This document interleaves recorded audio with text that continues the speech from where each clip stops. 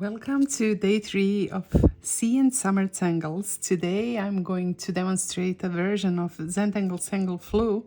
It's also their version. It's called Fluish. It's really simple but yet very cute. I hope you'll like it. So you start with almost like a fescue shape with a little spiral on top. And then from the inner part of the spiral, you extend a line like an aura. So this is the starting point. When you are done with that, you basically have the basic shape and then just add auras. So you start with this first, like an aura that finally reaches the line at the bottom, and then you add these receding shapes. So it's like receding auras that are getting smaller and smaller in size.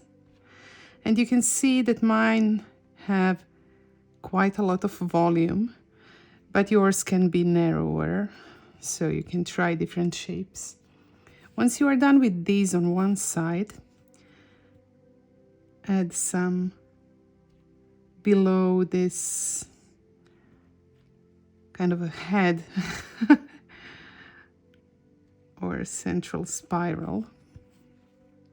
And of course, now you can play a little bit with lines and add some love and attention to them, like adding some weight right where the line finally disappears below this central shape. It really helps with shading.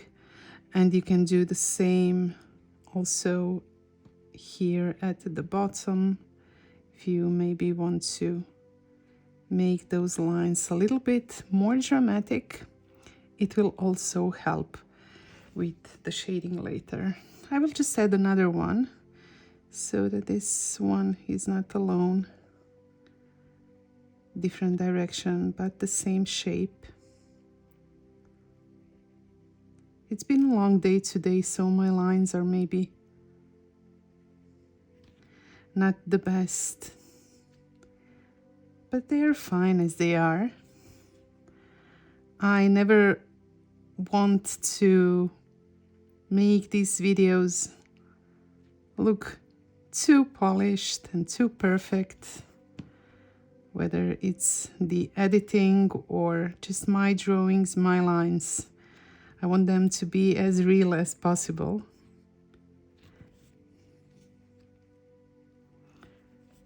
And then, since this one is partially hidden behind another one, I can also add some weight to the lines at the bottom, which will also add some drama. It helps the shading as well.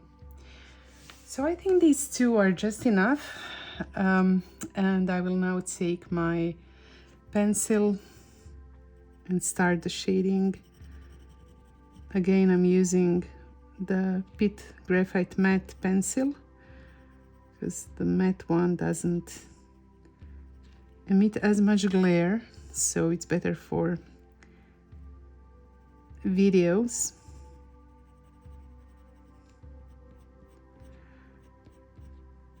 And you can play with different kind of shading of these. You can make it more or less detailed. These tangles are on a bijou tile, so it's 5 centimeters more or less. And there is not too much space for shadings, for some kind of an elaborate shading, but you can make it as detailed as you want.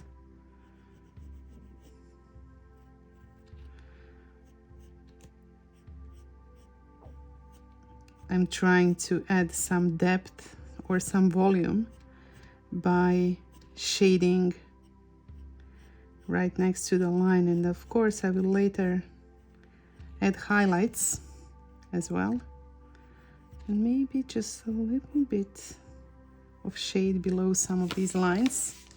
And of course, once I apply the graphite, I'm using the blending stump or tortillon to blend the shades.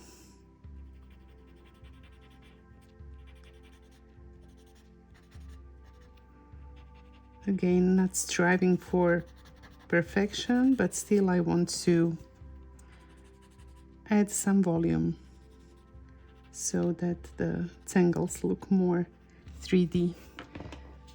So this is the shaded version, and now I will continue with adding some highlights. Not too many because the spaces are narrow, but yeah, some for sure.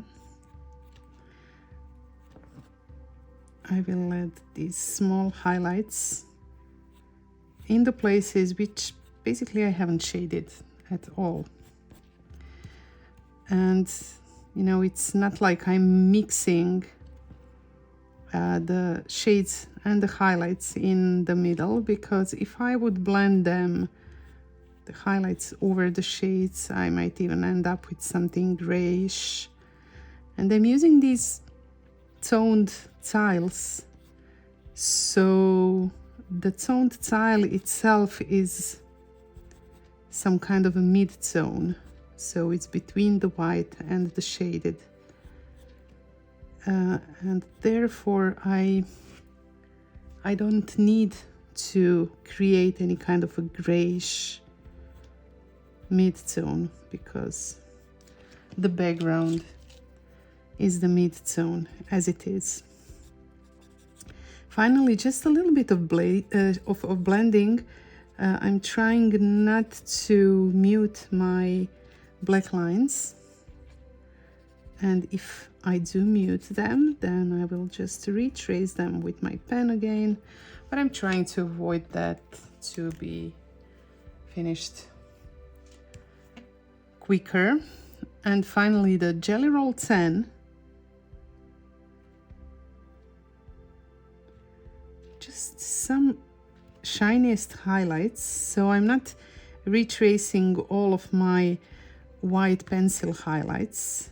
Instead, I only want to concentrate on those parts of the tangles which I imagine would be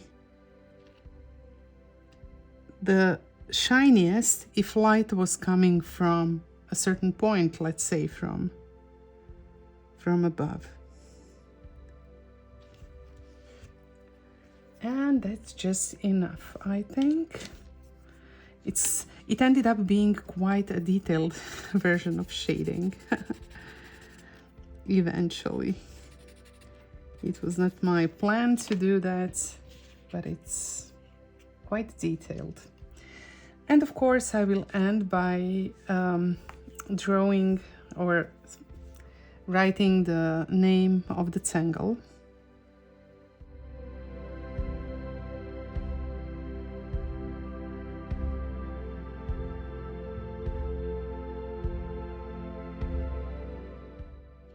So it's basically a tangulation or a version of the Tangle Flu by Zentangle. And this version or tangulation was also demonstrated by Zentangle in one of their project packs. And I love it. I can imagine something like this growing inside the ocean, although it doesn't need to be like that. And as I said, it's by Zentangle. I hope that you have enjoyed this little fellow and that we will continue drawing together.